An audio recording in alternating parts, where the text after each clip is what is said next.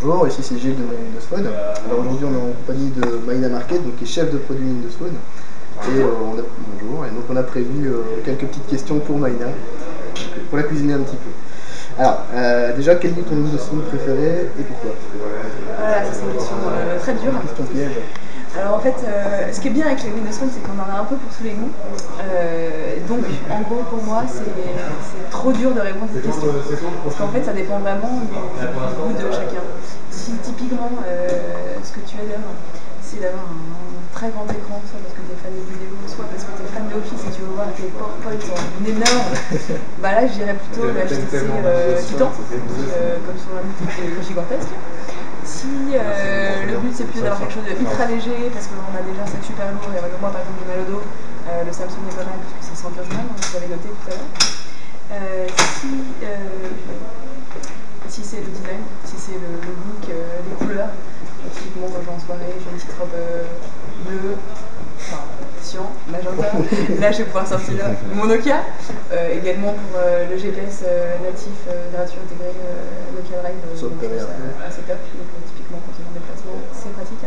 Donc voilà, donc c'est un peu difficile pour moi de choisir, en fait je change assez souvent de téléphone et puis parfois même, je les ai tous dans mon sac comme ça, en fonction de l'usage, je vais pouvoir utiliser le Windows Phone qui convient au moment présent. Voilà. Mais pour ceux qui n'ont pas forcément d'argent pour se payer toute la gamme, je vous invite à aller sur notre site, regarder un peu les vidéos et faire le choix du Windows Phone qui vous convient à vous. Voilà. C'est pas mal, hein, en tout cas. Et toi, c'est quoi là? Alors moi personnellement, je veux dire pour l'instant j'ai toujours mon Lumia 7. Je veux dire j'aime particulièrement bien le Lumia 800 simplement parce que j'aime beaucoup tout ce qui est les beaux objets, donc tout ce qui est design. J'ai trouvé que c'était un beau téléphone simplement et je trouve que je veux dire, Windows Phone était déjà tellement optimisé. J'ai pas besoin de la caméra frontale, donc je veux dire le Nokia pour moi c'était le bon équilibre, le bon choix. Voilà. Maintenant, on va passer sur les applications. Donc, je veux dire, est-ce qu'il y a des nouvelles applications killer qui vont sortir sur Windows Phone prochainement? Moi, j'aurais tendance à dire que toutes les nouvelles applications qui sortent sur Windows Phone elles sont killer. Non mais sérieux, parce qu'en fait, les nouvelles applications qui sortent profitent des nouvelles fonctionnalités du SDK sur Mango et donc sont extrêmement dynamiques avec la vignette qui va afficher à la fois la photo, typiquement Le Monde a sorti une nouvelle version, on va voir la photo du récent article publié pour m'inviter à aller consulter la dernière news, et même la taille en fait qui va s'afficher et bouger dynamiquement, ou par exemple du texte. Donc c'est assez sympa, pas mal d'applications récentes qui sont sorties profitant de ces nouvelles fonctionnalités Mango. Windows Phone 7.5, notamment je pense à V-Traffic, donc assez pratique, où j'ai la carte du trafic et la taille qui tourne et le nombre de kilomètres de bouchons, c'est pas mal. Également tout récemment Grazia, donc c'est plutôt un magazine un peu mode qui fonctionne de manière également super dynamique. Je vais regarder, parce que je vais évidemment tout télécharger sur mon écran d'accueil. Grazia, la chaîne météo aussi, donc, qui vient de sortir, où tu peux également épingler une date. Donc là j'ai épinglé par exemple Paimpol, où tu vois donc, le nord aller en Bretagne, et j'ai la taille qui passe dynamiquement, et du coup je veux savoir si ça vaut le coup d'aller faire de la voile. Là, il fait un peu froid. Voilà, et puis pour, également pour tout ce qui est stockage de données, on a l'application SkyDrive qui permet à la fois de créer des documents directement sur SkyDrive depuis son Windows Phone et de partager des liens de documents très simplement. On n'est plus obligé de rentrer dans le mail, de copier en fait à pièce jointe. On peut envoyer des liens à ses collègues pour qu'ils puissent l'ouvrir super rapidement. Je parle de pièce jointe, mais ça marche aussi bien sûr pour les photos ou les albums de photos. Et puis on exclut des applications qui vont sortir très très bientôt, je pense au féminin et Visic. Voilà. Féminin et Visic. Pas mal de choses. Et on en sait un petit peu plus sur ces applications, les fonctions qu'elles auront. On sait qu'elles vont sortir, c'est déjà pas mal. C'est déjà bien. Ok. Alors maintenant, après les applications, il y a tout ce qui est jeux. Donc quand est-ce qu'on aura droit à des jeux multijoueurs, une vraie interaction directe avec Xbox 360? On avait pu voir par exemple Rally Ball, où il y avait un joueur qui lançait des boules sur son Windows Phone et celui devant la Kinect devait essayer de rattraper les boules. C'est effectivement vraiment le sens de l'histoire et ce vers quoi on souhaite aller, c'est l'intégration de tous ces scénarios pour que le jeu soit en fait convergent entre la Xbox et le téléphone. On a de très beaux exemples qui sont sortis assez récemment sur le marché, comme Xbox déjà Kinectimals, où on a le scénario où je vais jouer avec mon animal, je vais créer un tag sur mon phone pour envoyer ce contenu à Xbox qui va du coup récupérer les dernières infos de ce que j'ai fait dans le jeu sur mon Windows Phone et l'intégrer sur Xbox. Et inversement, si je suis sur ma Xbox, je crée un nouvel animal et je apprends plein de choses, elle va générer un tag que je vais pouvoir photographier avec mon appareil via l'application Kinectimals pour avoir un peu toutes les dernières infos. Donc ça c'est Kinectimals. Ouais. Il y a aussi Windows Companion. Exactement. Et donc là, un scénario extrêmement avancé de synergie entre la Xbox et le Windows Phone, puisque je vais pouvoir, depuis mon Windows Phone, aller rechercher en fait dans le contenu de la Xbox, notamment les films que je veux lancer ou tout type de contenu qui sont disponibles sur ma Xbox. Et depuis mon téléphone, je vais mettre play, donc je lance le contenu. Je vais aussi pouvoir récupérer du contenu un peu supplémentaire sur le film que je suis en train de regarder, les artistes. Ok, et alors, je veux dire, en ce moment, on voit beaucoup de systèmes qui fonctionnent avec commande vocale, reconnaissance vocale, donc la voix, je veux dire, c'est assez hype, assez tendance en ce moment.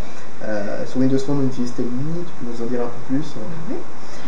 Effectivement, la voix, c'est quelque chose qui était très travaillé sur Windows Phone 7.5, mais qui existait déjà sur Windows Phone 7. Si tu t'en rappelles. Si, tout à fait. Voilà. Moins de commandes, mais on savait quand même. Et effectivement, on a apporté pas mal d'évolutions intéressantes sur la nouvelle version Windows Phone 7.5, qui sont un petit peu réparties dans les différents types de scénarios de ton téléphone.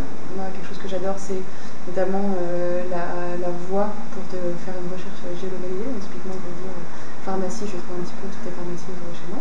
Pour toi, ce sera plutôt fleuriste. Tu vas aller cliquer sur fleuriste pour voir toutes les marchands de fleurs qui sont dans les alentours. Voilà. Ça, c'est super. Après, tu appuies sur Bing Environ et tu trouves le resto. C'est génial. Également, une fonction qui est assez sympa, c'est que tu peux faire en fait lire les SMS automatiquement par ton téléphone si tu es typiquement en train de courir et lui répondre. Donc, dicter ton message à répondre, cliquer non, dire envoyer. Voilà, donc également des fonctions qui sont très sympas quand on fait un appui long sur le bouton du milieu, le bouton écran d'accueil. On va pouvoir lancer des applications, ouvrir telle ou telle tâche en fait, dans le téléphone. Donc typiquement, j'utilise pas mal le lancement d'applications pour lancer le ciné, ce genre de choses, ou pour ouvrir Office par exemple. Donc pas mal de choses à découvrir, notamment on sort le guide ultime Windows Phone qui est en kiosque le 22 décembre. Et il y a notamment tout un tuto sur découvrir tout ce qu'on peut faire avec la voix sur Windows Phone 7.5. Je sais aussi qu'il y a par exemple un petit point d'interrogation sur lequel on peut appuyer simplement. Et là, ça donne déjà quelques scénarios. Ouais, exactement. C'est pas mal. Alors sinon, on va passer dans un tout autre registre. Donc maintenant, c'est toutes les fonctions, toutes fonctions de Windows Phone. Je veux dire, par exemple, il y a le tutoring qui est sorti il n'y a pas longtemps. Ouais. Mais en fait, il n'est pas encore disponible sur tous les téléphones. Et comment ça se fait quand ça arrive tout ça. Effectivement, c'est une nouvelle fonctionnalité possible avec Windows Phone 7.5 qui est possible sur notamment les téléphones Open Retail, donc qui ne sont pas dans une ROM spécifique opérateur, puisque cette fonctionnalité implique aussi un travail d'intégration avec nos partenaires opérateurs, travail qui prend un petit peu de temps, donc on est sur les projets avec nos opérateurs pour pouvoir le proposer le plus tôt à nos utilisateurs. Ok.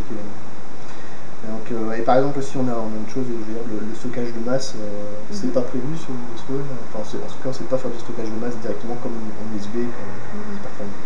Effectivement, c'est depuis la dernière version de Windows Phone 7 qu'on a un peu changé de philosophie par rapport au transfert des données sur Windows Phone. Effectivement, avec ces simple, on pouvait faire ce genre de choses. L'idée, c'est avant tout, notamment, de sécuriser un petit peu le contenu un peu professionnel du téléphone. On allait pouvoir facilement jusqu'à présent, donc typiquement mettre des documents Office sur sa carte pour pouvoir le récupérer sur un PC, ou même avec un câble en fait pouvoir faire du transfert de tes contacts, de ton calendrier depuis ton PC sur ton Windows Phone. Là, la logique elle est différente. On garde des synchronisations par câble entre le Windows Phone et le PC pour tout ce qui est divertissement, musique, vidéo, photo. Ça se fait par câble et ça se fait aussi sur câble. Mais pour pour tout ce qui est données plus professionnelles, donc plus sensibles, contact, calendrier, et aussi documents Office, on a d'autres modèles de communication, et c'est notamment via le cloud. Soit pour le grand public, ça va être le cloud avec Hotmail, on a plein de choses très sympathiques, avec notamment l'intégration de SkyDrive dans le Home Office, où je vais pouvoir retrouver directement tous mes documents que j'ai stockés sur SkyDrive, que ce soit Office, PowerPoint, etc., et les retrouver très facilement. Encore plus abouti dans l'application SkyDrive spécifique dont on parlait tout à l'heure. Pour les professionnels qui ont envie de se retourner vers des adresses mail un petit peu plus professionnelles, on a des solutions comme Office 365. Donc voilà, la messagerie, en fait, une solution de messagerie collaborative qui est accessible même pour les toutes petites entreprises. On va pouvoir justement avoir un compte mail qui est Outlook, Exchange, qui fonctionne donc sur Exchange ActiveSync, et on va du coup pouvoir synchroniser très facilement contact entre son Outlook, sa messagerie sur son PC comme sur son téléphone. Ok. Voilà, donc tout passe par le cloud de manière sécurisée. Voilà, en tout cas, merci pour ces précisions. Maintenant, au niveau sonnerie personnalisée, je veux dire, c'est quelque chose qui est assez demandé. Est-ce qu'il existe un utilitaire en fait, pour créer cette sonnerie personnalisée? Alors effectivement, déjà on a sur la marketplace pas mal d'applications assez sympas où on peut récupérer des sonneries pour personnaliser. Voilà, on a pas mal de choix aujourd'hui, de plus en plus d'applications qui sortent. Easy-Ring, je pense, par exemple. Voilà, Easy Ringtone, il me semble. Ouais. Sur Insider, qui est une application US qui est sortie, tu as aussi pas mal de ringtones disponibles. Ensuite, si on veut prendre les musiques de son PC qu'on adore vraiment, vous avez notamment développé un petit outil, mis sur votre site, oui. Un petit soft qui permet de les couper pour qu'elles soient la bonne durée pour une sonnerie en fait, et ensuite via Zoom on la passe en mode ringtone et on peut du coup la retrouver sur son Windows 5. Voilà, voilà, donc j'invite ceux qui n'ont pas encore de sonnerie personnalisée, qui veulent en faire une depuis une musique de leur PC, peuvent passer par notre outil. Et on a aussi fait un petit tutoriel vidéo, je pense que ça peut aider, on a fait une news dessus. Je pense qu'il y a toutes les infos nécessaires pour pouvoir le faire en tout cas. Donc, voilà, en tout cas, merci pour cette interview. Merci. Merci pour ton temps, c'était vraiment très sympa. Et très bonne fête de fin d'année. Toi aussi. Joyeux Noël. À la prochaine.